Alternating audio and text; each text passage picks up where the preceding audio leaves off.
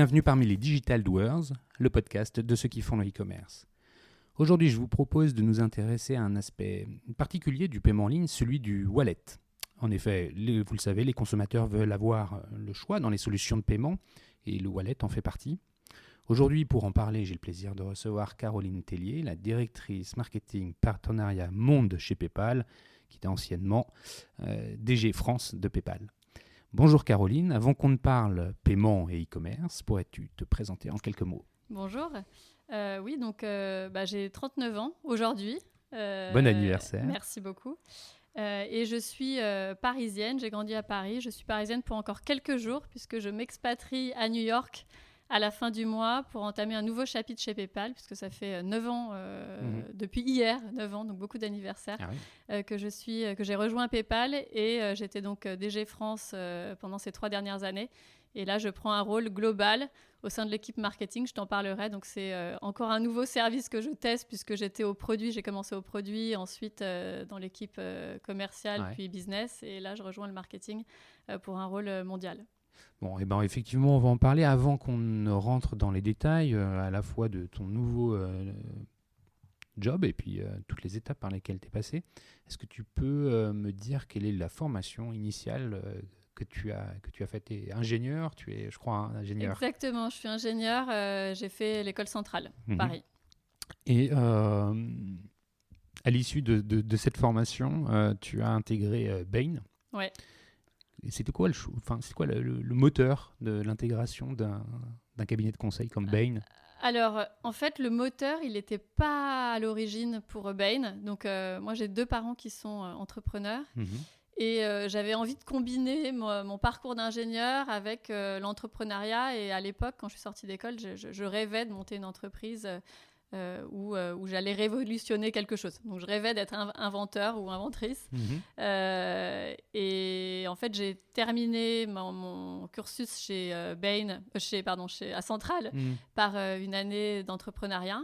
C'était la filière Centrale Entrepreneur. Et je n'ai pas trouvé l'idée géniale, ni l'équipe qui m'aurait permis de rejoindre un projet.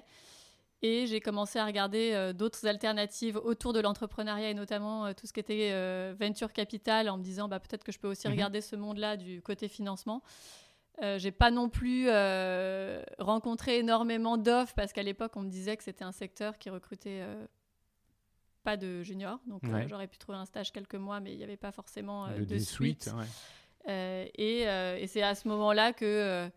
j'ai regardé ce que faisaient mes camarades et beaucoup partaient à l'époque vers le conseil. Il se trouvait que Bain avait une cellule de private equity et à l'époque, ils me l'ont un peu vendu comme justement la cellule de financement qui pouvait faire avoir une logique avec mes envies de rentrer dans le monde de l'investissement. Ce qu'au final était complètement différent de l'investissement de start-up. Mais voilà, c'est comme ça que j'ai fait mon choix sur Bain et je suis rentrée chez Bain en 2005. En janvier 2005. Tu rentres début 2005 chez Bain.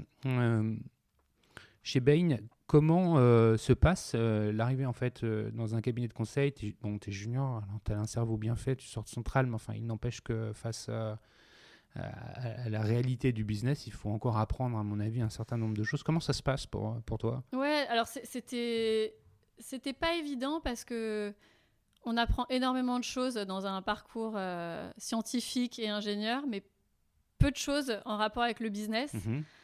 Et du coup, j'ai trouvé que c'était assez challengeant en fait de rentrer comme ça dans les problématiques business, d'autant que j'avais pas du tout fait de stage en lien avec le business. J'avais pas fait de stage. Je sais que beaucoup à l'époque faisaient des stages en audit ou dans le conseil. Moi, je suis arrivée, premier job, embauchée. Voilà, j'étais pas stagiaire, j'étais vraiment employée. Et j'ai trouvé que les premières missions étaient vraiment difficiles de passer justement de l'éducation scientifique théorique au monde du business. Donc, ça m'a appris énormément, très rapidement. Et du coup, voilà, même si j'y suis un peu arrivée, on va dire par hasard, j'y suis restée plusieurs années parce que j'ai trouvé ça très, très enrichissant.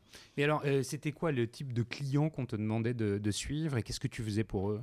Alors, c'est amusant parce que le premier client pour lequel j'ai travaillé, c'était un client du e-commerce, c'était Cdiscount. Quand j'essaie de me souvenir des recommandations qu'on avait qu'on avait mise sur le papier pour un Cdiscount, ça va complètement à l'opposé de la route qu'ils ont prise. Ouais. Et au final, ils ont bien fait, je pense. Donc, c'est aussi amusant de voir à quel point parfois, voilà, les consultants peuvent avoir des bons conseils et parfois pas forcément ceux... on peut pas dire que ce soit pas les bons parce que finalement, si ça n'a pas été suivi, personne ne sera. Mais en revanche, souvent, je sais que c'est une frustration pour les consultants de laisser des slides et de jamais savoir si le client va vraiment prendre la route qu'on lui a désignée. Et en l'occurrence, clairement, là, avec Cdiscount, c'était pas la route qu'on lui avait désignée. Donc voilà, intéressant de voir qu'ils s'en sont sortis très bien quand même. Et ensuite, j'ai beaucoup fait de missions pour le secteur financier. Donc beaucoup de missions pour des banques, des grandes transformations. Et là, c'était quoi le type de mission, si tu peux un peu le type Ouais, c'était des fusions, acquisitions, c'était voilà, de la rationalisation après des acquisitions d'entités. J'ai fait une mission aussi... En fait, j'ai fait des missions complètement différentes dans ces services financiers. J'ai une mission pour Monaco, où on devait aider le prince à redynamiser la place financière pour lui donner une image vraiment de place financière moderne. On avait travaillé sur des extensions sur la mer, je me souviens, pour abriter tous les hedge funds européens. Donc voilà, complètement différent. Ensuite, j'ai travaillé pas mal en Turquie et en Ukraine pour des filiales de BNP, pour créer des synergies entre leurs différents métiers à l'international, donc notamment sur tout ce qui était crédit, leasing. Et c'est marrant parce que je me souviens presque plus des gens que j'ai rencontrés et c'est quelque chose qui est un fil rouge aussi chez moi dans ma carrière, c'est les relations et finalement je trouve que les choses se passent tellement bien quand on noue des vraies relations personnelles avec les gens avec lesquels on travaille. Donc voilà, quand je pense à ces missions, je pense plus aux gens avec qui je travaillais qu'aux slides et qu'aux recommandations qu'on a pondues à l'époque. Mais c'est hyper intéressant que tu dises que tu partages ce témoignage parce qu'il est finalement peu commun. Souvent, les personnes qui sont passées par des cabinets de conseil, spontanément, quand on leur demande qu'est-ce que tu as retenu de cette expérience, ils répondent la méthodologie. Et avant, parce que je sais que tu vas me dire que c'est aussi vrai, je le devine, mais toi, tu me parles d'abord de la relation avec les gens.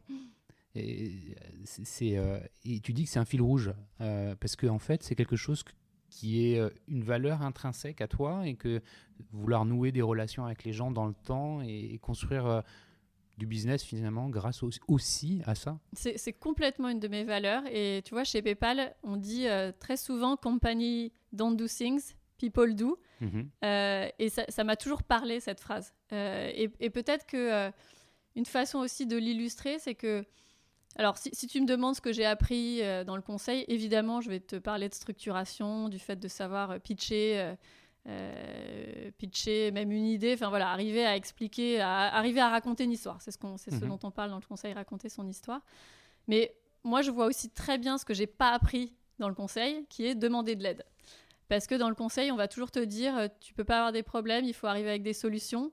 Et tu as cette pression de toujours arriver avec des solutions et de ne pas venir avec des soucis auprès un de tes managers et puis de ton client.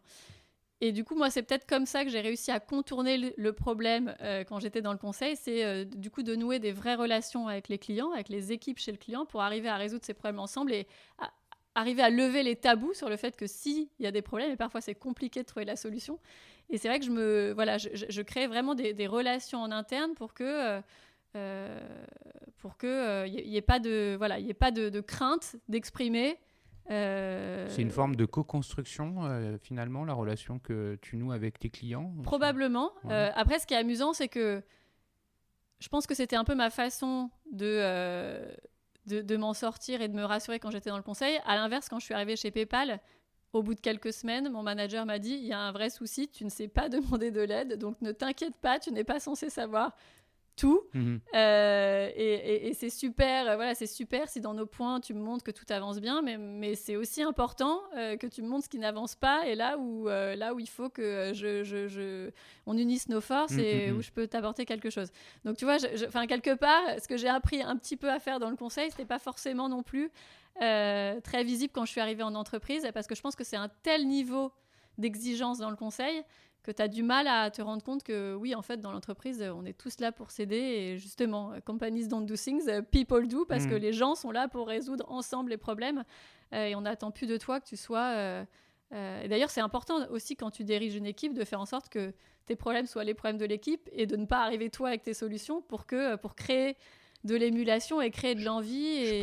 Je partage fortement ce sens du management qui est aussi confiance, co-construction et droit à l'erreur. Exactement. C'est des valeurs cardinales pour moi dans le management.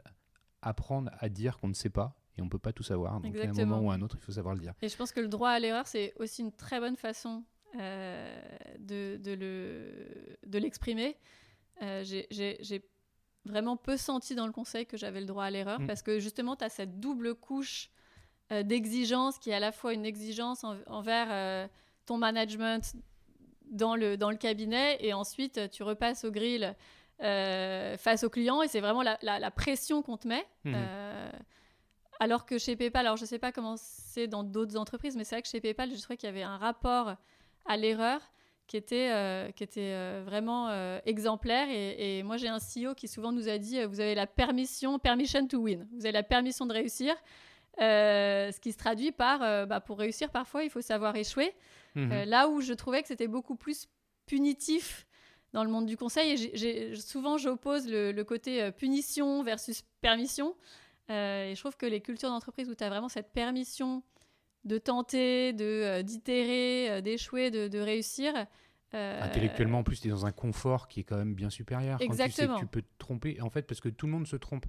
Donc, c'est comme interdire de respirer. De toute manière, tu vas te tromper. Exactement. Donc, autant faire avec et admettre que tu vas te tromper. Complètement. Après, c'est un peu galvaudé parce que je trouve qu'on entend de plus en plus de gens citer les Mandela et autres citations qui vont t'expliquer qu'en fait, échouer, c'est pas grave parce que quand t'échoues, t'apprends et pas forcément tenir cette promesse. Moi, la petite anecdote que j'ai, c'est que le premier projet, quand je suis arrivée chez PayPal, je devais m'occuper de du lancement d'un produit de crédit qui était complètement nouveau, notamment pour la France, qui est un marché très spécifique sur ce secteur-là.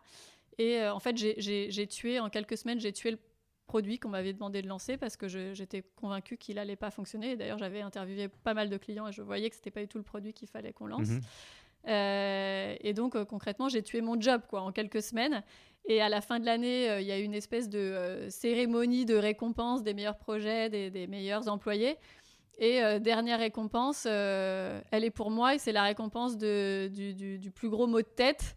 Et j'ai trouvé que le fait quand même qu'on me mentionne en me disant que c'était pas quelque chose de facile, t'as assumé le fait que ça marchait pas du tout ton produit et du coup t'as pris une bonne décision qui était de le tuer. Pour moi, c'était un signe que visiblement on savait reconnaître que parfois il fallait échouer pour pouvoir avancer et rebondir. Et ce qui est important pour compléter tes propos, c'est pas de définir des phrases et des concepts et puis de dire comme voilà les fameuses phrases à la Gandhi.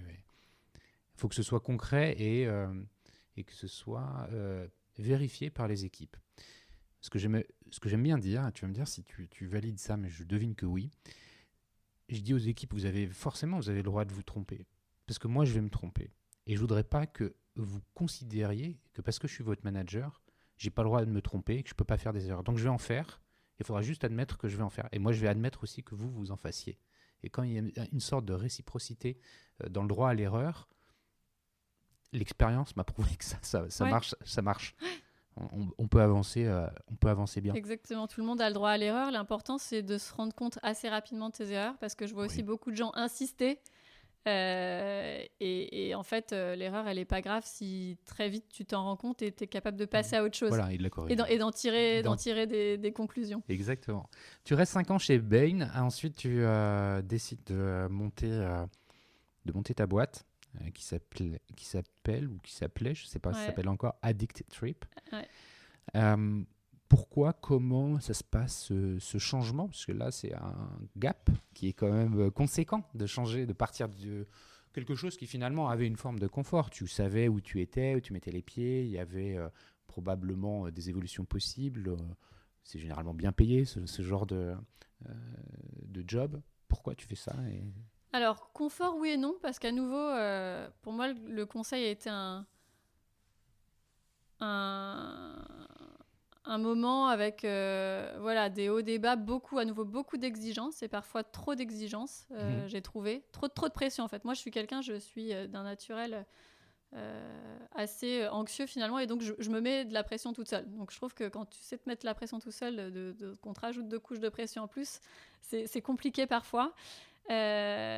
Donc, mes 2-3 premières années, j'ai avancé parce que j'apprenais des choses, je voyais plein de choses différentes. C'est vrai qu'ensuite, j'ai commencé à cumuler un peu les missions dans les services financiers et puis à me rendre compte que j'apprenais moins. Et puis, j'avais toujours dans ma tête cette volonté d'être entrepreneur. Donc, c'est vraiment quelque chose c'était un rêve que j'avais envie de réaliser. En fait, il y avait plusieurs choses. Donc, il y avait effectivement peut-être la lassitude du conseil, la petite voix dans ma tête sur l'entrepreneuriat. Et puis le fait que de plus en plus je m'éloignais de ma formation d'ingénieur, ce qui me peinait, en fait, ce qui me coûtait. Je me disais, mais pourquoi j'ai passé autant d'années à résoudre autant de problèmes scientifiques et tout d'un coup, j'en ai plus besoin et voire j'oublie ce que j'ai appris. Et donc, j'ai commencé à me poser beaucoup de questions à un moment donné. Voire, à un moment donné, j'ai essayé de me réorienter vers l'astrophysique. D'accord.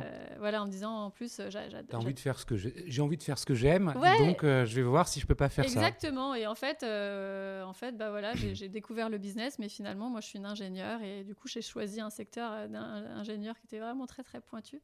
Et donc, j'ai regardé cette piste-là. En même temps, chez Bain, je n'étais pas la seule à me lasser. Et en fait, le cabinet prévoyait aussi des espèces de programmes avec les entreprises avec lesquelles on travaillait, qui s'appelaient des externships, pour pouvoir passer 1 an chez une entreprise cliente et découvrir le monde de cette entreprise, pas avec les yeux du consultant, mais vraiment avec les yeux d'un opérationnel. Donc, on avait des missions très opérationnelles qui étaient négociées entre PayPal et l'entreprise. Entre Bain Et l'entreprise.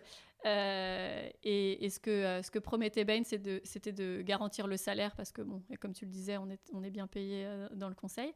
Et donc, voilà, j'ai eu un peu ce moment où il a fallu que je choisisse entre devenir astrophysicienne, partir 1 an chez Saint-Gobain, parce que j'avais trouvé un super externship chez Saint-Gobain avec une vraie dimension ingénieur qui me plaisait beaucoup.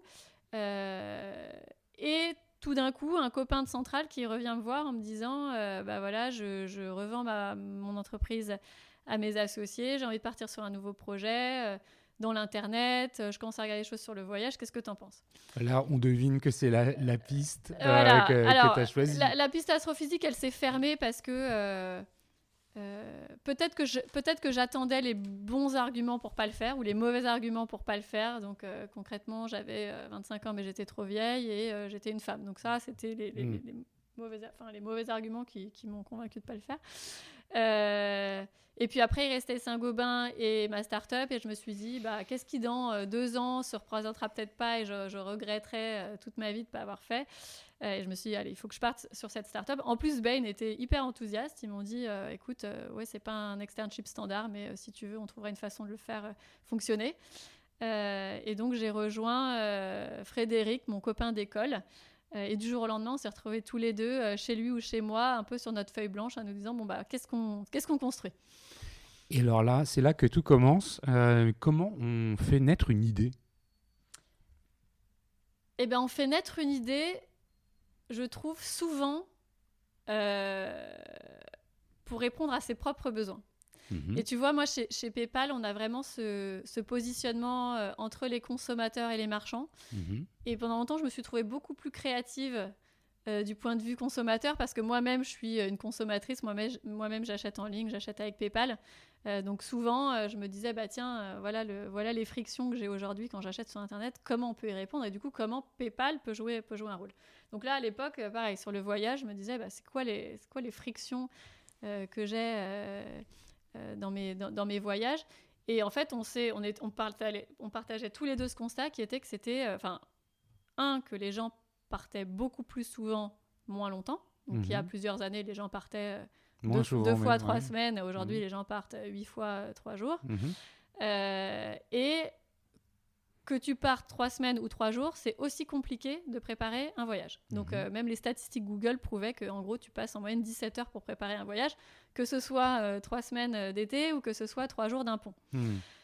Et donc, nous, l'ambition, c'était de se dire, OK, comment on fait en sorte que si quelqu'un part 3-4 jours, en gros, ça lui prenne pas plus de 2 heures pour préparer son voyage, parce que si cette expérience se renouvelle, t'as pas envie d'y passer ton week-end à chaque fois. Donc la promesse, c'est d'améliorer la préparation des short trips. Des courts séjours, exactement. Simplifier la préparation on appelle ça des city breaks, parce que on voulait couvrir que des villes, et on couvrait 80 villes à peu près dans le monde. Et la façon dont on le pitchait, ce qui m'amuse maintenant, parce que c'était il y a exactement 10 ans, c'était de dire on va marier de l'intelligence artificielle au contenu voyage. Donc on va adapter les contenus voyage à nos utilisateurs grâce à de l'intelligence artificielle pour, leur permettre de trouver la destination. Parce que quand tu pars 3 ou 4 jours dans un mois, a priori, si tu as l'idée de partir à Lisbonne et qu'on te montre que c'est 2 ou 3 fois moins cher de partir à Rome ou à Madrid, tu vas peut-être changer. Voilà, tu es très flexible sur la destination. Par rapport au voyage de 3 semaines où tu sais, souvent, tu as ces moteurs qui te disent si tu pars un jour après et que tu reviens 2 jours avant, alors là, tu peux faire baisser le prix de ton billet. Bon, quand tu pars 4 jours, tu peux pas partir un jour après et revenir 2 jours avant. Sinon, tu pars pas. Donc, nous, on partait du principe que les gens étaient flexibles sur la destination. Et donc, on avait un outil qui permettait de trouver la destination la moins chère pour tes dates données. Et ensuite, l'idée, c'était de te montrer que les 15 hôtels, 15 restaurants, 15 boutiques, 15 bars, qui correspondaient à la fois à qui tu es, et ça, on l'apprenait de ta navigation sur le site et sur le web, et du contexte de ton séjour que tu nous donnais, parce que quand tu pars 4 jours, tu peux très bien partir en week-end romantique ou partir pour un enterrement de vie de garçon ou bien partir avec tes enfants, ce qui fait que tu ne recherches pas forcément les mêmes, choses, non non. Les mêmes activités. Indéniablement. Comment concrètement vous avez monté ça? Parce que vous aviez besoin de quoi pour, on avait besoin déjà de créer un site et de créer une techno. Et là, le choix qu'on a dû faire, c'était est-ce qu'on le fait en interne ou on le fait en externe. Et donc, on a décidé de le faire en interne avec une première erreur qui a été un très mauvais recrutement sur lequel on avait une intuition dès le départ que ça allait mal se passer. Et ça m'a du coup beaucoup appris sur le recrutement. Et souvent, on dit, dans le recrutement, il faut toujours se fier à son intuition. Je pense que c'est assez vrai parce qu'on paye cher les mauvais recrutements.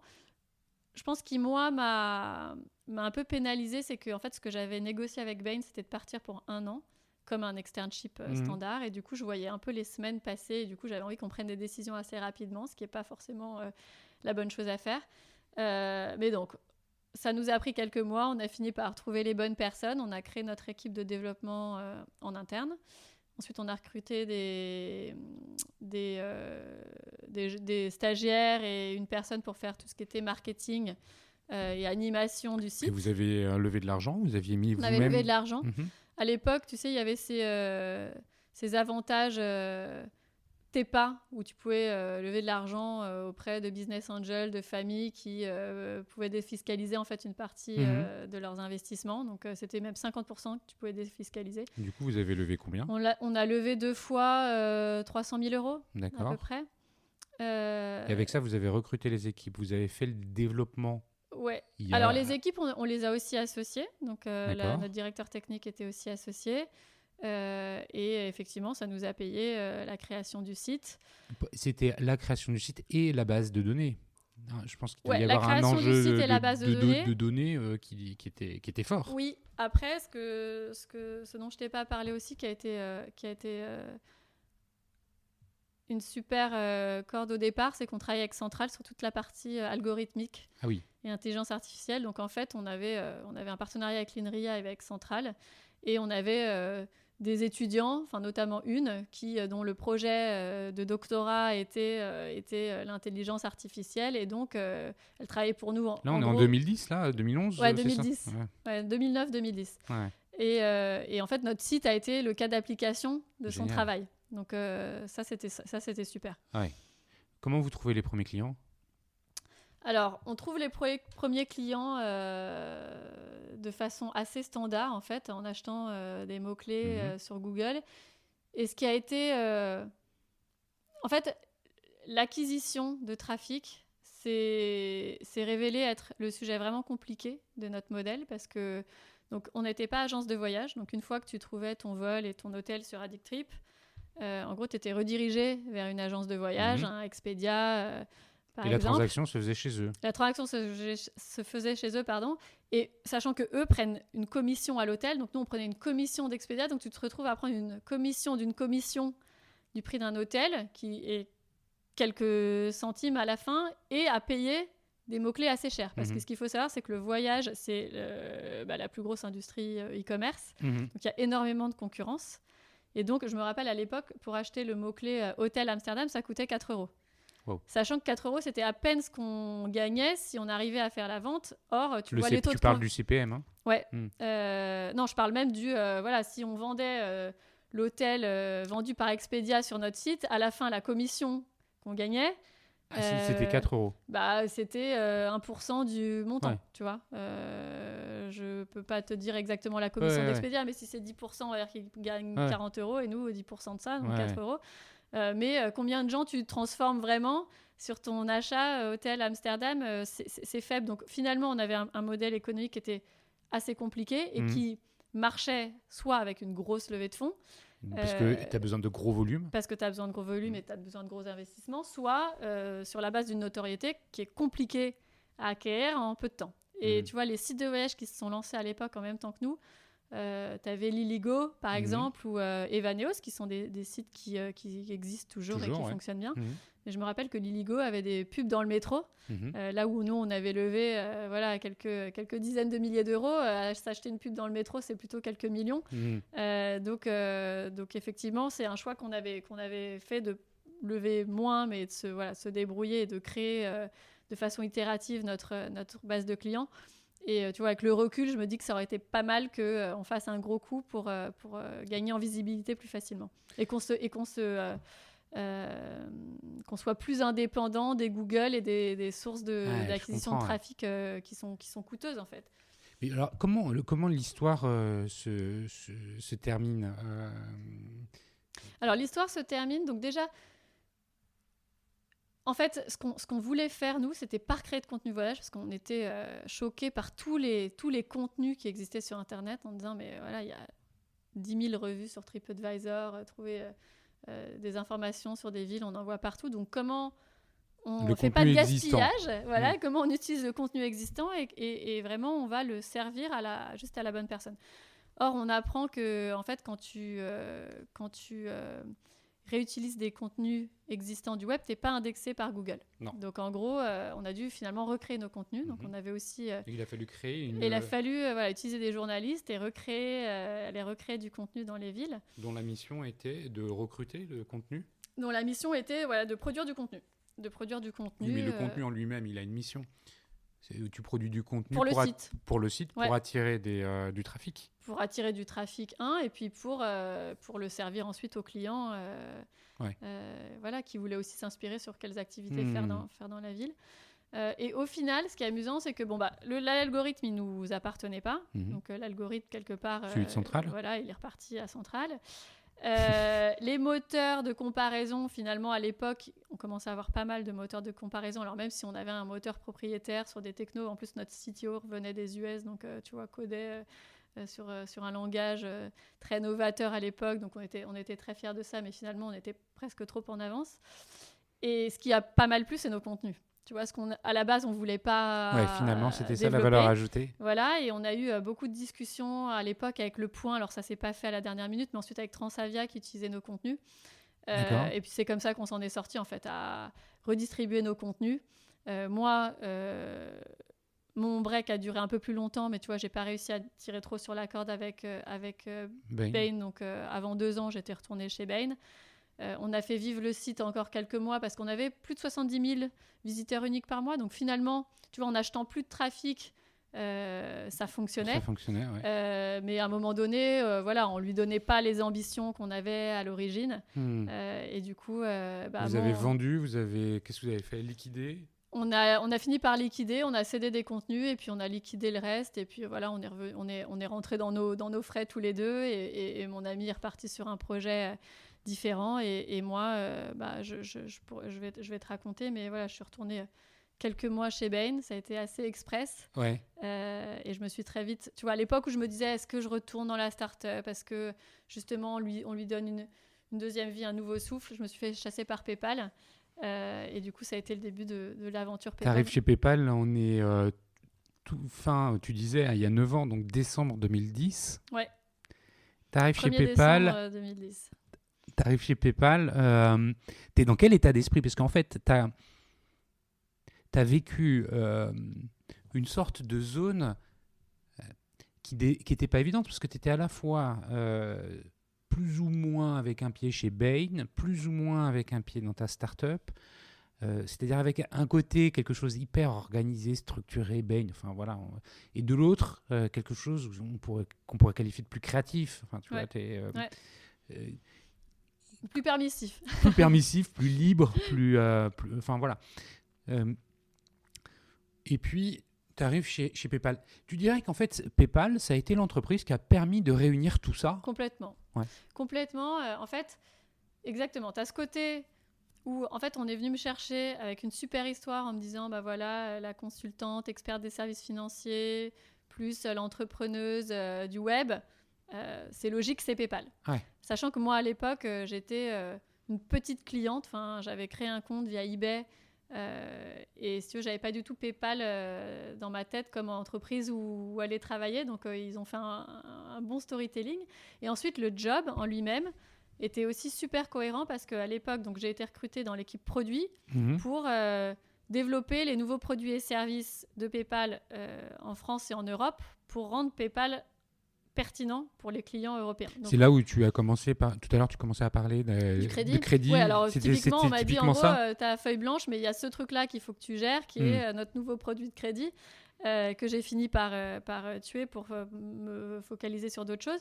Mais la façon dont on me l'a pitché, c'est, voilà, on cherche des mini CEO, donc en gros, à toi de trouver les produits dans lesquels tu crois et qui vont rendre PayPal plus pertinent pour nos consommateurs, et tu seras responsable de ton business case, du développement, donc en relation. Mais ça donne avec quand même des explications vachement plus rationnelles à l'idée que tu as tué le produit crédit, hein, c'est comme ça que c'est les mots que tu as utilisés. Parce qu'il y avait une forme de... tu étais redevable du succès quelque part. Enfin, tu vois, si tu es mini CEO, il y a ça. Donc, tu dis, ouais, mais moi, si je maintiens l'idée de lancer ce produit, je sais que ça va se planter, donc je vais me planter, donc il va falloir que je rende compte de ça. Donc, je préfère, avant même qu'il y ait plantage, de dire que j'y crois pas et on arrête le projet. Ouais, ça donne quand même une forme de rationalité par rapport à ça, et on comprend pourquoi, en fait, ils ont fini par reconnaître la force de ta décision d'arrêter ça avant. Tu parlais des awards ou un truc comme ça. Oui, alors après, j'ai été complètement suivie, et je pense que ça a été aussi mon état d'esprit. Je sortais de ma start-up où j'avais envie de construire des choses qui fonctionnaient. J'avais appris aussi beaucoup de choses sur le fait que on ait dû arrêter cette aventure. Typiquement, moi, quelque chose que j'ai compris avec ma start-up, c'est ne jamais arrêter de dialoguer avec ses clients. Voilà, c'est quand on lance quelque chose, à la fin, c'est pour avoir des clients. Donc, c'est quand même eux qui... souvent, les gens ont beaucoup d'opinions sur ce qu'on fait, mais moi, j'essaye toujours d'écouter l'opinion des clients. Et quand je suis arrivée chez PayPal et qu'on m'a transféré des études qui avaient été faites sur nos futurs clients crédit, j'ai l'impression de lire noir sur blanc que en fait, c'était pas du tout le produit qu'ils voulaient, qu'on avait construit. Raconte-nous le produit. En fait, raconte-nous quand tu arrives en 2011 globalement, comment le public français, le consommateur français, perçoit l'offre de PayPal. C'est quoi alors, à l'époque, donc 2010, on doit avoir un peu moins de 5 millions de clients en France. Et je pense qu'à l'époque, PayPal est encore très marqué eBay. Donc, très marqué sécurité. Mais sécurité liée au fait que tu aies peur d'acheter chez un vendeur dont tu n'as jamais entendu parler. Alors, quand bien même tu es la trame eBay, en fait... achètes quand même sur un vendeur qui est sur eBay dont tu n'as jamais entendu parler. Donc voilà, PayPal est tiers de confiance, associé financier. à la sécurité. Voilà, exactement. Tiers de confiance, sans confiance, pas de commerce. Donc voilà, 5 millions d'utilisateurs en France qui sont... Le principe de fonctionnement de PayPal, même si tout le monde le connaît, on le rappelle, tu as un wallet. Ouais, donc PayPal, tu crées effectivement ce wallet, ce portefeuille électronique. Donc tu vas sur Internet ou maintenant sur l'app, tu crées ton compte, tu enregistres un moyen de paiement, donc une carte ou un compte. Tu associes un mot de passe à ton compte et ensuite, dès que tu vois le logo PayPal sur un site, tu payes avec ton email et ton mot de passe ou ton numéro de mobile. Et ce qu'on a aussi énormément développé dans les dernières années, c'est le P2P. Donc, c'est le paiement entre particuliers, parce que c'est vrai que souvent PayPal est plus associé au bouton de paiement sur les sites e-commerce.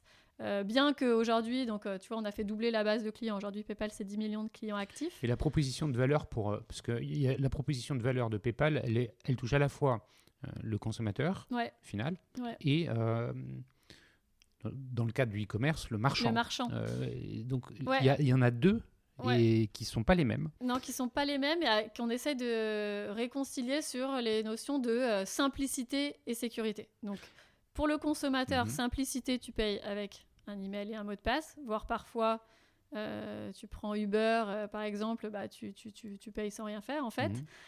Donc, d'où l'importance de la sécurité, parce que c'est ce qu'on dit, toujours, il faut essayer de réconcilier l'expérience fluide avec un maximum de sécurité. Et PayPal est une marque qui rassure aujourd'hui.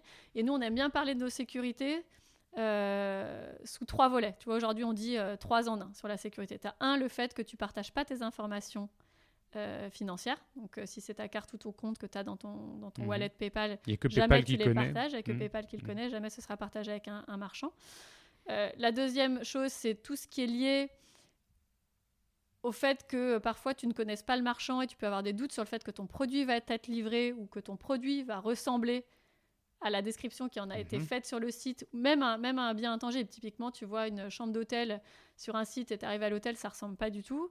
Tu as la garantie de PayPal et voilà, si tu n'es pas livré ou si ça ne correspond pas à ce que tu avais acheté, tu te fais rembourser et tu as 6 mois pour te retourner vers PayPal pour te faire rembourser un achat non conforme ou qui n'a pas été délivré.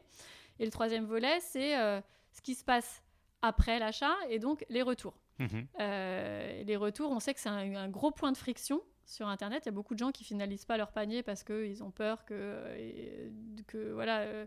la gestion des retours, ils te disent il faut que ça arrive, il va falloir que je le retourne. Voilà, et puis, comment je vais faire, combien ça va me coûter? Alors nous, on a vraiment focalisé sur combien ça va me coûter, d'autant qu'aujourd'hui, si tu prends le business de PayPal, tu as 40% des transactions faites avec PayPal qui sont faites entre un vendeur et un acheteur qui ne sont pas dans le même pays. Donc tu vois, quand tu commences à retourner un produit à l'étranger, ça peut te coûter vraiment très cher.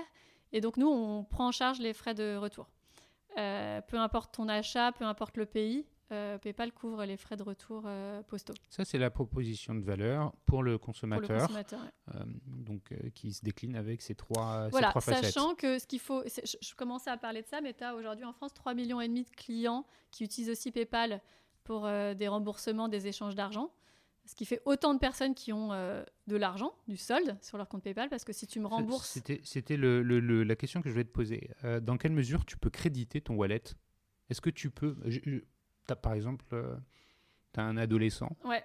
Tu n'as pas envie qu'il ait une carte, mais tu veux lui donner le moyen de payer sur Internet et tu chercherais à utiliser, par exemple, PayPal. Est-ce que tu peux lui créer un compte et lui mettre une somme d'argent disponible? Alors, aujourd'hui, les comptes PayPal, tu dois avoir plus de 18 ans pour avoir un compte PayPal. Après, c'est des sujets qu'on regarde depuis longtemps, de pouvoir créer des sous-comptes, notamment pour des mineurs. Aujourd'hui, tu n'as pas de compte pour des mineurs. Maintenant, tu as beaucoup de parents qui vont juste simplement donner le code à leur enfant et effectivement créditer, pré-créditer. Parce que en fait, je te parle de crédit parce que quand tu échanges de l'argent, en fait, est-ce que ça reste chez PayPal le montant? Imagine, je te dois 50 €, je t'envoie 50 € par PayPal. Ces 50 € ils vont arriver sur ton compte en banque ou sur le wallet PayPal? Alors, ils arrivent sur le wallet, mais tu peux paramétrer le fait que instantanément, ce soit viré sur ton compte. D'accord. Et ensuite, à tout moment, tu peux décider de revirer ton compte sur ton solde, sur ton compte bancaire. D'accord. Donc ça, c'est toi qui décides. Ok. C'est toi qui décides, mais c'est vrai qu'on se rend compte que les gens, en général, vont laisser l'argent et vont le réutiliser. Parfois, souvent pour des achats plaisir. C'est aussi pour ça qu'on voit que les acheteurs PayPal sont beaucoup plus impulsifs, et sur nos acheteurs, on a des taux de conversion qui sont bien meilleurs parce qu'il y a un tiers d'entre eux qui ont du solde et qui perçoivent ce remboursement du resto comme une avance. C'est très bien que tu parles de ça, parce que maintenant, on va arriver sur la proposition de valeur pour les marchands. Ouais. Bon, je pense qu'il n'y a pas que ça dans la proposition de valeur, mais quel est le problème que vous résolvez avec PayPal pour les marchands ? Ouais. Alors, il est en train de changer, donc je vais t'en parler, mais effectivement, depuis l'origine, donc PayPal, on a 20 ans, le problème qu'on permettait de résoudre, c'était, avoir accès à des acheteurs à travers le monde, puisqu'aujourd'hui, PayPal, c'est 300 millions de clients partout dans le monde. Et c'est vrai que on s'en rend pas bien compte, nous Français, mais en gros, chaque individu dans n'importe quel pays dans le monde a à peu près sa propre façon de payer. Donc, tu as des gens qui préfèrent payer à la livraison en cash, des gens qui payent avec des cartes prépayées comme en Italie, en Allemagne... Sur facture. Voilà, en Allemagne, c'est sur facture. Aux Pays-Bas, tu as iDeal, donc tu as des moyens de paiement complètement locaux. Donc, finalement... Et on le voit de plus en plus parmi les petits business aujourd'hui, l'international devient un sujet est un sujet sur la table assez rapidement. Et quand tu veux vendre à l'international, tu n'as pas que le fait de pouvoir livrer ton produit si tu vends des biens tangibles, tu as aussi le fait d'accepter les moyens de paiement préférés de tous ces gens. C'est la localisation. À travers le monde. Et en fait, ce que tu t'assures déjà avec PayPal, c'est que tu offres le moyen de préféré des gens, en tout cas qui ont un compte PayPal, pour ces 300 millions de gens, parce que dans ton wallet PayPal digital, donc en France, les gens joignent leur carte bancaire ou leur compte, mais justement, tous ces moyens de paiement alternatifs, dans les autres pays, les gens les ont à l'intérieur de leur compte c'est PayPal. C'est Klarna en Allemagne, c'est iDeal aux Pays-Bas, c'est quoi ? C'est ça C'est ça, puis c'est justement le paiement sur facture en Allemagne. C'est Klarna. Alors non, on a un paiement sur facture. Ah, vous avez un paiement sur facture. PayPal. Voilà. Donc en fait, voilà, on te donne une façon. Tu veux dire, il y a un côté universel dans l'utilisation de PayPal, et que la friction qui peut exister à devoir intégrer au cas par cas ces différents moyens de collecte du paiement. Quand tu es e-commerçant, c'est gommé par cette... Exactement. C'est gommé, et en plus de ça, on sait que les clients PayPal, au-delà du fait qu'ils ont leurs moyens de paiement préférés dans leur wallet PayPal, sont des gens qui sont rassurés par la marque PayPal. Donc, tu vois, moi, j'adore rappeler que... Enfin, j'adore, ça fait un peu peur pour les e-commerçants, mais tu as toujours 80% d'abandon de panier, de taux d'abandon de panier sur les sites e-commerce. Donc, il est là aussi l'enjeu. C'est comment tu fais en sorte... Alors, peut-être que les 80 personnes qui ont abandonné le site n'avaient pas tous l'envie d'acheter, mais tu en as un certain nombre qui abandonnent pour des raisons parfois qui sont dommages pour le e-commerçant. Et en fait, on se rend compte que les utilisateurs PayPal ont des taux d'abandon qui sont beaucoup plus faibles parce qu'ils sont rassurés par la marque PayPal, parce qu'ils ont toutes ces garanties. Donc, ils ont l'impression que s'il se passe le moindre souci avec la transaction, il y aura PayPal qui sera là pour les aider. Ils ont du solde sur leur compte, donc voilà, ça fait un peu une avance. Donc en fait, il y a à la fois le côté universel, plug and play de la solution pour le e-commerçant, c'est ce que je comprends. L'autre, c'est vous allez favoriser le taux de conversion. Ouais. C'est l'autre proposition de valeur. Parce qu'il y a cette réassurance. Ouais. Et tu l'as dit aussi, potentiellement, ce crédit disponible sur le wallet qui va inciter à l'achat d'impulsion plus facilement. C'est ça ? Exactement. Et dans pas mal de pays, donc je parlais du crédit qui était un peu mon premier sujet chez PayPal, donc crédit en tant que paiement en plusieurs fois, ça aussi c'est ce qu'on fait dans certains pays, et on est en train de le déployer un peu plus largement en Europe. Donc voilà, on continue, et moi donc j'ai passé 5 ans dans cette équipe produit. T'as fait d'abord sur les aspects plus financiers, puis après tu as intégré aussi des notions mobiles, exactement. des notions expérience utilisateur. Voilà, expérience de paiement en magasin via PayPal et son mobile. Donc j'ai vraiment passé 5 ans à essayer de réfléchir à comment on continue à faire grandir la proposition de valeur de PayPal pour les consommateurs, parce que peut-être qu'on va faire le lien avec les commerçants, mais c'est vrai qu'il y a 20 ans, il y avait un boulevard pour PayPal, il n'y avait pas de concurrence sur ce secteur-là. Aujourd'hui, on voit beaucoup d'acteurs se positionner sur les paiements. Et donc, la force de PayPal, c'est d'avoir continué à enrichir les services pour les consommateurs, donc de continuer à rester une marque qui rassure.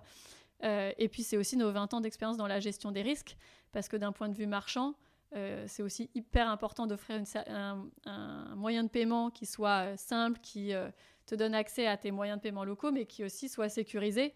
Alors, ça m'intéresse beaucoup que tu parles de tout ça, parce que c'est impossible de parler de tout ça sans parler d'une évolution. C'est pas une évolution, c'est une transformation, c'est une mutation du commerce tout court. On parle d'omnicanalité. Il y a Philippe Bianchi de Proximis que j'ai interviewé qui, lui, utilise un terme que j'aime bien, c'est le commerce unifié. Ouais. En fait, ça raconte tout ce terme-là, puisque ça veut dire que ton parcours d'achat, il peut commencer en ligne, se finir en magasin, et à l'inverse. Il faut que tout ça se fasse de façon la plus fluide et avec le moins de friction possible.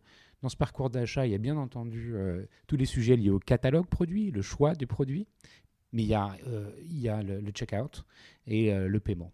Et ça, c'est le goulot d'étranglement où on doit retirer un maximum de friction. Comment PayPal, aujourd'hui, propose de résoudre ces sujets, ces problèmes sur l'omnicanalité, parce que j'imagine que vos clients ils vous disent, bah voilà, moi j'ai mes points de vente, je vends aussi en ligne, ou les pure players qui ouvrent de plus en plus de points de vente, ou qui fusionnent avec des retailers, comme Spartoo qui a racheté André. On voit cette convergence des canaux de vente.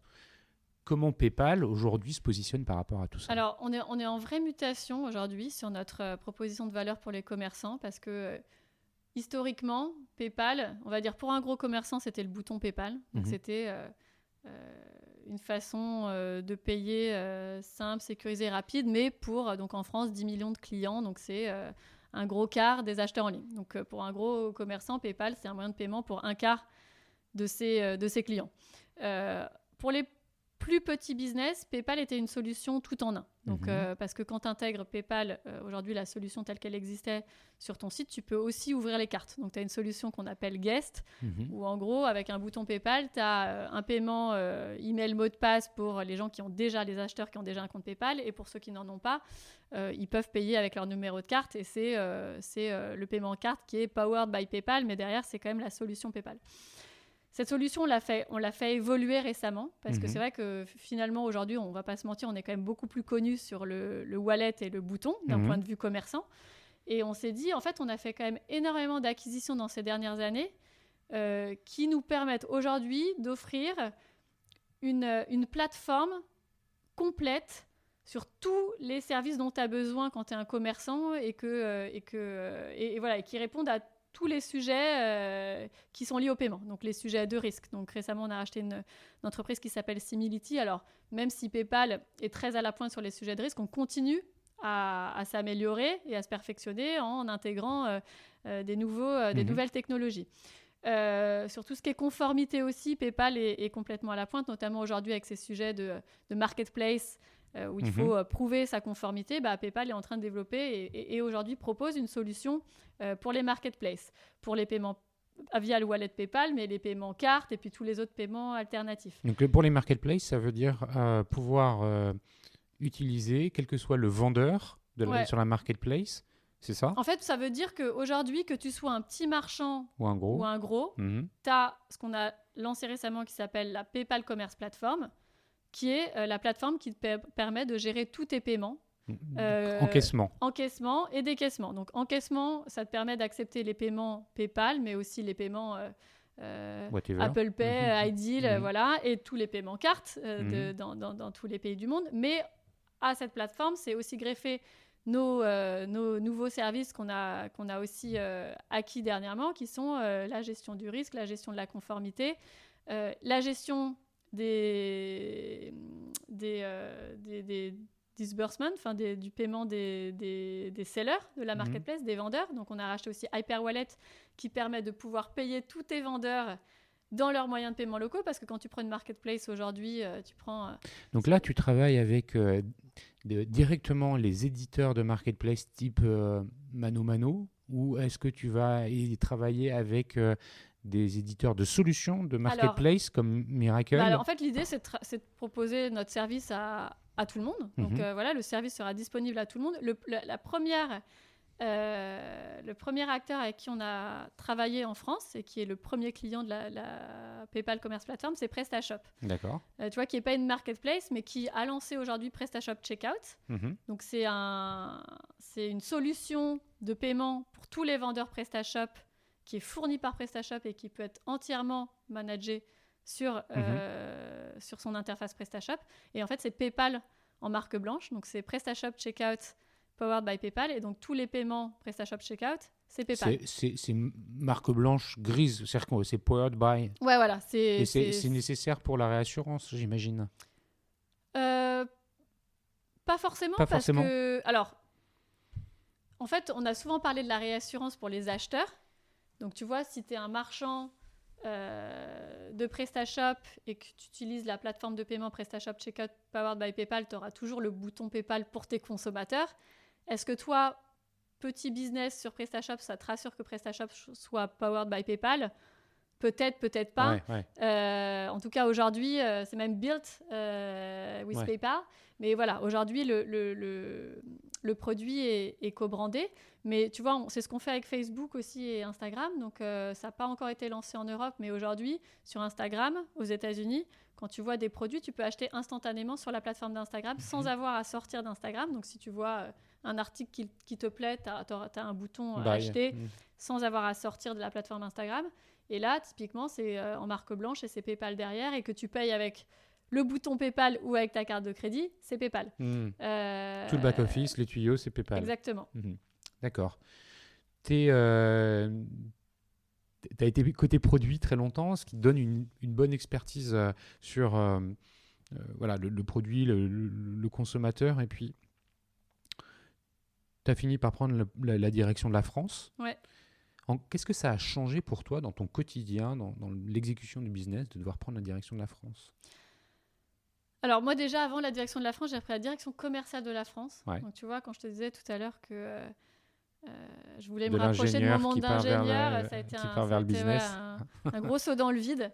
Et en fait, ça a été une super expérience pour moi, parce que je me suis rendu compte qu'en fait, ta casquette d'ingénieur, tu pouvais la remettre sur à peu près n'importe quel poste. Et ça m'a permis d'appréhender ce rôle de commercial à la fois avec ma connaissance consommateur, mais aussi avec ma logique et mon côté scientifique. Donc, je pense avoir pris ce job de façon complètement différente d'un pure sales. Et toujours en gardant à l'esprit que l'important, c'est aussi de créer des relations. Et donc, c'est aussi quelque chose que j'ai essayé de développer dans les dernières années, c'est comment rendre PayPal beaucoup plus visible. Parce que je me rappelle à l'époque, quand j'ai rejoint PayPal, le feedback, c'était « mais PayPal, c'est américain, c'est une boîte technologique. Voilà, on ne sent pas forcément l'ancrage dans le pays ». Et en fait, moi, j'ai vraiment essayé de faire en sorte qu'on soit ancré dans ce pays, qu'on soit dans l'écosystème, à la fois l'écosystème, les associations e-commerce, qu'on soit proche de nos commerçants, qu'on soit proche de certaines industries. Donc, on fait beaucoup de choses dans tout ce qui est association monde caritatif, mais aussi sur tout ce qui est jeux en ligne. Donc, tu vois, on a essayé de prendre nos grosses industries, nos grosses verticales pour créer des événements. Alors, pas forcément pour faire parler de PayPal, mais pour faire parler l'industrie et montrer que PayPal était aussi capable de prendre des positions sur certaines industries en France. D'accord. Attends, ça me fait revenir en t'écoutant parler sur la notion justement de... je voulais te poser cette question. Tu as l'expérience mobile, enfin, il y a quelque chose sur le mobile. Ouais. Comment avec le mobile, là je montre mon téléphone que je prends dans la main à Caroline, est-ce qu'aujourd'hui ou demain tu pourras l'utiliser et payer dans un retail point avec ça, avec PayPal? Alors aujourd'hui tu peux dans certains pays grâce à Google Pay. D'accord. Ou à Samsung Pay. D'accord. Donc il y a quelques années, quand moi je travaillais sur le sujet, c'est vrai qu'on était on travaillait sur des solutions où en fait l'application PayPal serait l'application d'entrée, telle WeChat, WeChat Pay en Chine. Et en fait, on a vu d'autres solutions se développer. On a vu Apple Pay, on a vu Google Pay, on a vu Samsung Pay. Ouais. Et je pense que l'idée, ça a été vraiment de collaborer avec ces gens-là et de se dire peut-être que c'est pas finalement PayPal qui va complètement disrupter le paiement mobile. Le paiement en magasin avec son mobile, parce que le paiement mobile, on est déjà... je veux dire en magasin. Le paiement en magasin. Peut-être que ça va être compliqué avant que tout le monde ait le réflexe d'ouvrir la PayPal pour acheter sa baguette dans une boulangerie. En revanche, il y a déjà des gens qui sont dessus. Et puis en plus, il y a un vrai sujet avec le mobile de maîtriser ou l'OS du mobile ou le téléphone, que ce soit un Google ou un Samsung. Comment ça marche avec un Google ou un Samsung? Donc, du coup, parce que aujourd'hui, la façon avec laquelle ça fonctionne, il se trouve que j'ai un Samsung, j'enregistre ma carte bancaire dans l'application Samsung Pay, et après, je peux payer avec le téléphone qui est directement lié avec ma carte, donc mon compte. Ouais, et bah du coup, avec PayPal, ça marche de la même manière, sauf qu'au lieu de choisir ta carte, quand tu rentres ton numéro de carte, tu choisis PayPal. Okay. Donc, c'est pas encore en France. Non. Mais par exemple, c'est live en Allemagne. Et typiquement, en Allemagne, où Google Pay ne fonctionne qu'avec des cartes et les Allemands préfèrent payer avec leur compte ou sur facture, et ben, tu as un taux d'adoption de PayPal sur Google Pay qui est énorme parce qu'on permet à Google Pay de toucher beaucoup plus de gens et de leur permettre de payer avec le moyen de paiement de leur choix. Hyper intéressant. Merci de répondre avec autant de transparence, parce que c'est vrai que c'est une façon intelligente, je pense, d'arriver dans le retail en utilisant ces solutions déjà déployées qui, en termes de déploiement, ont une longueur d'avance. Enfin, je veux dire, c'est... quand tu maîtrises le téléphone ou l'OS, en fait, c'est toi qui décides. C'est toi qui décides. Et ça a été vraiment un aspect très, très clair dans la stratégie de notre CEO aussi, de nouer des alliances et de ne pas être en compétition, parce que les paiements, que ce soit offline, c'est un marché énorme. Donc, de toute façon, il y a assez de place pour beaucoup d'acteurs. Et on s'est rendu compte que finalement, il y avait une vraie valeur à être considéré comme un partenaire. Et c'est ce qu'on a fait. Et on a fait des gros revirements de position avec des Visa, des Mastercard, des banques, où finalement, les gens nous considèrent aujourd'hui comme des partenaires et pas des concurrents. Donc, on va toujours essayer de se dire, tiens, comment on peut aider tous ces gens à améliorer leur expérience grâce à PayPal, et le fait aussi qu'on revienne sur cette commerce plateforme en se disant est-ce qu'on n'est pas aussi l'operating system de tous les sites, l'operating system de paiement de tous les sites qui veulent avoir une expérience de paiement robuste, solide, avec les 20 ans d'expérience qu'on est finalement les seuls à avoir sur le e-commerce, plutôt qu'à pousser notre marque partout où on le peut, alors qu'il y a déjà des marques extrêmement fortes. Et qu'il y a une vraie valeur dans les alliances. Mais alors, tu amènes de façon tout à fait fluide la question sur ton nouveau poste, puisque merci d'avoir apporté ta contribution dans tout cet échange-là pour expliquer PayPal, le wallet, le concept même de wallet et comment les choses évoluent. Ça, on l'a bien vu. Pour arriver sur la fin de cet entretien, justement, c'est quoi ton nouveau challenge au niveau global pour PayPal? Donc, tu n'es pas cantonné à un territoire, mais global, sur les aspects, donc tu disais, marketing, les partenariats. C'est quoi ta lettre de mission qui va commencer en début d'année, en fait, en début d'année. Donc déjà, j'avais un challenge personnel de ingénieur dans le marketing, tu vois, après avoir cassé le tabou du commercial, je vais au bout de la logique. Donc non, je suis assez contente de rentrer dans une nouvelle division. Donc je vais bosser avec notre directrice marketing mondiale pour m'occuper de tous nos partenariats. Donc les partenariats chez PayPal, tu as à la fois les grandes plateformes B2C, donc on en a cité quelques-uns, Uber, Netflix, Airbnb, Facebook. Tu as les plateformes plutôt B2B, donc les PrestaShop, Shopify, donc toutes les plateformes qui nous permettent de continuer à acquérir des nouveaux marchands, parce qu'aujourd'hui, c'est quand tu vas créer ton site sur PrestaShop que PrestaShop te dit n'oublie pas le bouton PayPal, ou alors prends ma solution PrestaShop Checkout et tous les paiements seront processés par PayPal. Mais donc c'est grâce à des gens comme ça qu'on continue aussi à acquérir des nouveaux marchands plus petits. Et tout ce qui est aussi banque. Donc, j'ai parlé de Visa, Mastercard. On bosse avec énormément de grosses banques aux États-Unis. Alors, on bosse avec les banques partout dans le monde, mais on a des partenariats qui sont encore plus forts dans certains pays. Tu vois, aux États-Unis, les gens ont 3 cartes de crédit. Donc, entre un Chase, un Discover, un Citi, un Amex, tout le monde se bat pour que leur carte soit la carte préférée du compte PayPal. Donc, t'en as même qui payent des programmes de cashback à leurs clients pour qu'ils puissent lier leur carte à leur compte PayPal comme carte préférée. Donc, du coup, voilà, il y a pas mal d'argent sur la table. Ça, c'est une particularité qui est très américaine. Oui, exactement. Et puis, tout ce qui est, on parlait des associations caritatives, tout ce qui est aussi toutes les grosses associations qu'on soutient. Pour le fundraising. Voilà. Donc, ça, c'est mes gros partenariats. Et l'enjeu, c'est vraiment de se dire comment... Alors, c'est des acteurs avec lesquels on fait déjà du business. Mais mon rôle, ça va être de faire en sorte qu'on crée encore plus de valeur et qu'on crée des synergies.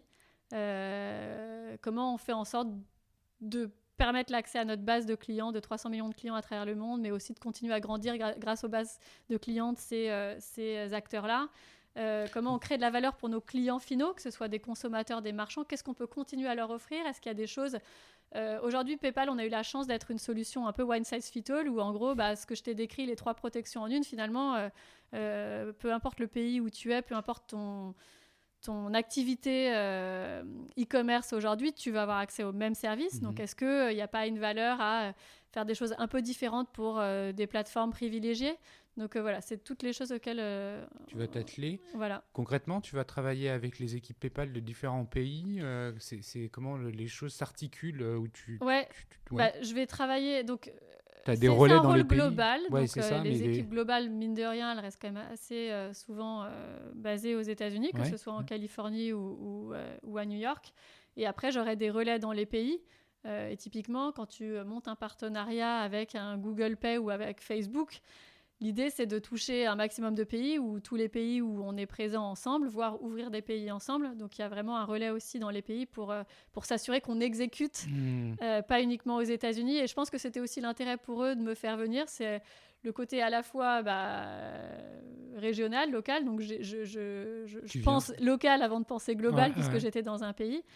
Mon expérience commerciale, mon expérience produit, maintenant dans une équipe marketing, si on veut créer... des nouveaux services pour certaines plateformes, on va devoir travailler avec le produit. Et puis, il faut aussi comprendre les discussions, les relations commerciales qu'on a avec ces acteurs avant d'imaginer qu'on puisse faire France, c'est un pays qui a quelle taille à l'échelle du monde pour PayPal? Alors, la France, c'est le 4e pays pour PayPal dans le monde. C'est le 3e pays européen et le 4e dans le monde. Ouais, donc US, UK, Allemagne, France. Ok. Ouais. Un ordre assez logique qu'on retrouve un peu partout. Exactement, mais avec... finalement un gros gap quand tu prends le UK et la France, parce que nous, un chiffre qu'on regarde assez souvent, c'est la digitalisation du commerce. Et quand tu regardes en Angleterre, tu as 20% des achats qui sont digitalisés maintenant, alors que c'est à peine 9% en France.